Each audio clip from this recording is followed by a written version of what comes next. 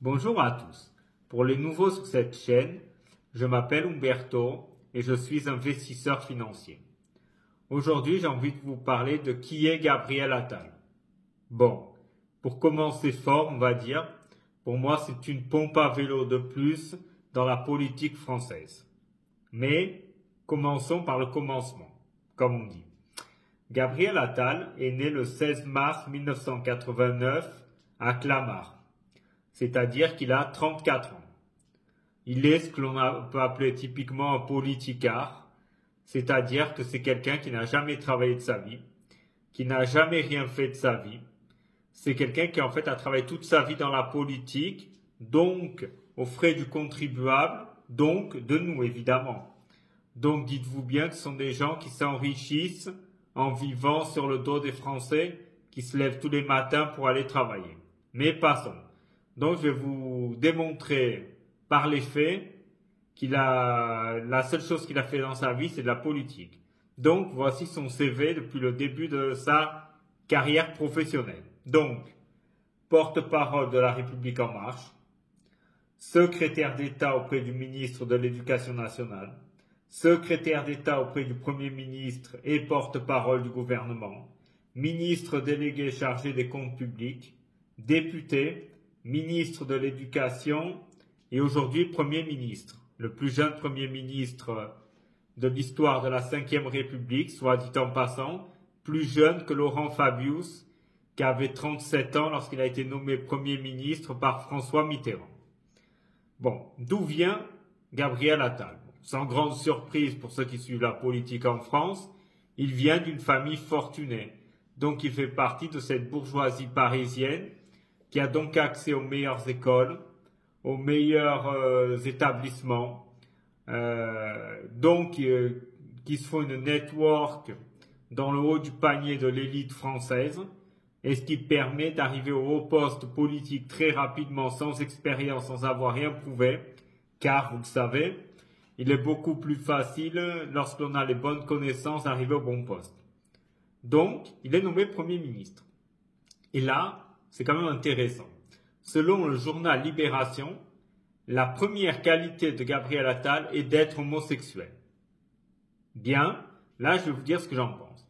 Que le gars soit homosexuel, on s'en branle. Mais on s'en fout complètement. Ce n'est pas intéressant. C'est un scandale d'ailleurs qu'un journal, en plus de gauche, mette ça en avant. Ça, c'est ce que l'on appelle en fait l'homophobie, c'est-à-dire déterminer quelqu'un par son sexe. Imaginez un instant, faites un exercice d'introspection et imaginez cette image que je vais vous montrer. Voilà, vous voyez la page de Libération. Imaginez ce même titre, mais publié dans un journal comme Valeurs Actuelles. Imaginez le tollé que ça aurait été un scandale.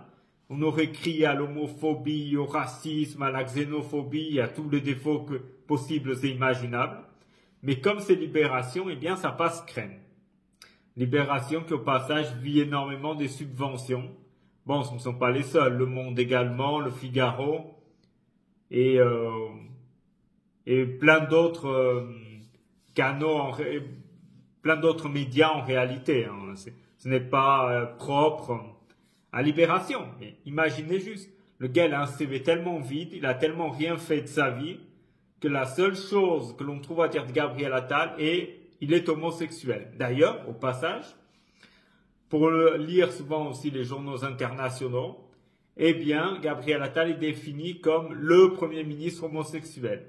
C'est-à-dire qu'il a tellement jamais rien fait de sa vie, il a tellement jamais rien prouvé, eh bien, que la seule chose qu'on trouve à dire d'Attal, c'est qu'il est homosexuel. Attal est un cas typique, en fait, de népotisme. C'est-à-dire qu'il a été placé là parce qu'il est l'ami de Macron. Il n'a pas été placé là parce qu'il est compétent. Il a été placé car ce sera un bon laquais et quelqu'un qui dira à Macron oui, oui, oui, oui. Oui, monsieur le président. Oui, vous êtes le meilleur. Oui, vous êtes le plus beau. Oui, vous êtes le plus intelligent. Et en fait, Macron l'a assumé d'ailleurs lui-même en 2017. Il a dit « Moi, je ne veux m'entourer que d'amateurs. » Demandez-vous pourquoi. L'explication est en réalité très simple. S'entourer d'amateurs permet d'avoir des gens qui savent qu'ils ne sont là que grâce à vous. Et comme on dit, dites qui vous a fait le roi, je vous dirai qui vous êtes. C'est-à-dire qu'ils savent qu'ils doivent leur position grassement rémunérée, soit dit en passant, au fait de Macron. Eh bien, quand tu sais que tu dois ta position à une personne, eh bien, ta seule obsession, c'est de faire ce que cette personne veut pour maintenir ton poste. Tu imagines bien que si tu vas dire à Macron, Monsieur Macron, Monsieur le Président, parce qu'on utilise ces redondances dans ces autres sphères, je trouve que cette politique n'est pas bonne. Je trouve que votre communication est désastreuse. D'ailleurs, il serait bien inspiré de lui dire. Je trouve que vous mentez souvent en français. Bon. Eh bien, il serait débarqué Manu Militari et serait remplacé par un autre laquais. D'ailleurs, on le sait, ce n'est plus à démontrer.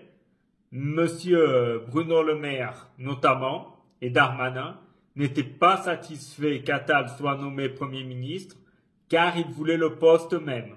Évidemment, pourquoi? Ben pour le prestige, pour préparer les élections présidentielles de 2027, pour avoir plus de notoriété, un meilleur salaire, évidemment, ça compte. Hein. Parce qu'en fait, l'intérêt d'être Premier ministre, on le sait que le Premier ministre, et c'est sûrement ce qui va arriver à Gabriel Attal, il est sur un siège éjectable. On sait que c'est lui un peu celui qui prend les coups à la place du maître, à la place du monarque Macron. Ça, on sait. Et il le sait. Mais l'intérêt d'être Premier ministre, au-delà du prestige de son poste, d'avoir accès aux bénéfices et autres régaleries du pouvoir, pouvoir voyager en Falcon 50 aux frais de la princesse, évidemment. Et tous ces avantages, en fait, ont un intérêt. Au-delà de tout ce que je vous ai nommé, c'est la pension à vie. Il faut savoir, quand vous êtes Premier ministre et que vous êtes débarqué, souvent avec un coup de pied au cul, il faut le dire, pour parler crûment, eh bien vous vous en fichez, car en réalité, vous aurez une pension à vie qui est d'une valeur de plusieurs milliers d'euros. Donc voilà le vrai intérêt. Imaginez quelqu'un de 34 ans qui atteint ce poste, eh bien, il n'aura peut-être plus besoin de travailler de sa vie. Techniquement, il pourrait le faire. Donc en réalité, ce sont des gens, voilà, qui sont là, et qui de toute façon sont là pour servir le maître, son champion, et avoir les bons postes. D'ailleurs, vous voyez juste sa progression énorme. Après, c'est quelqu'un qui a appris à bonne école, on va dire. Déjà, c'est un menteur pathologique. En fait, il fait de la communication. Je vous ferai une vidéo dans quelques temps pour vous démontrer les principaux mensonges de Gabriel Attal, le premier desquels étant les faits d'harcèlement qu'il dit avoir subi, alors qu'en réalité, il n'a jamais subi. D'ailleurs, il y a une interview d'il y a 4 ans où il dit exactement qu'il a une scolarité tranquille et qu'il n'a jamais été harcelé. Mais bon, il fallait bien sortir ce plan com pour servir la soupe aux médias et pour que les médias soient bien satisfaits du bon élève Gabriel Attal qui leur permet de faire des premières pages des journaux et de faire de l'audience. Car évidemment, dans le contexte où dernièrement on parle beaucoup du harcèlement à l'école, eh bien, il fallait bien dire que tu es harcelé. Et que tu es harcelé parce que tu es homosexuel. Alors qu'à l'époque, il a dit lui-même, il ne l'assumait pas, donc les gens ne le savaient pas. Donc voilà, c'est toujours ce côté grand communicant ou mauvais communicant, mais peu importe. Hein. Sont les médias leur facilitent le travail, vu que les médias mainstream vont dans le sens. Et en plus, ce qui est marquant et ce qui est presque choquant, c'est en fait le côté jeunerisme, je ne sais pas si c'est le mot correct, c'est jeunisme. Eh bien, en fait, aujourd'hui, vous avez un jeunisme exacerbé, c'est-à-dire qu'on fait la course aux plus jeunes président, plus jeune premier ministre. Alors que pour ces postes, il ne faut pas être vieux, évidemment. Il ne faut pas avoir 60 ans. Hein. Les gens à 60 ans, bon, ils ont fait leur temps et ils doivent laisser leur place aux jeunes. Les gens de 60 et quelques années doivent aller à la retraite. Mais il faudrait au moins avoir 50 ans pour arriver à ce poste-là. Car c'est un poste où il faut avoir l'expérience, il faut connaître les institutions. Ce sont des gens qui ne savent même pas comment fonctionnent les institutions. Bon, en même temps, j'ai envie de vous dire, à coup de 49.3, il est facile de gouverner.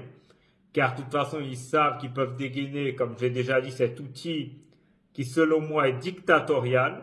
Ils peuvent le dégainer à souhait, car ils savent que de toute façon les oppositions ne voteront jamais les motions de censure, car comme je l'ai déjà expliqué, la soupe est bonne et personne ne veut perdre son poste de député en le remettant en jeu lors d'une élection.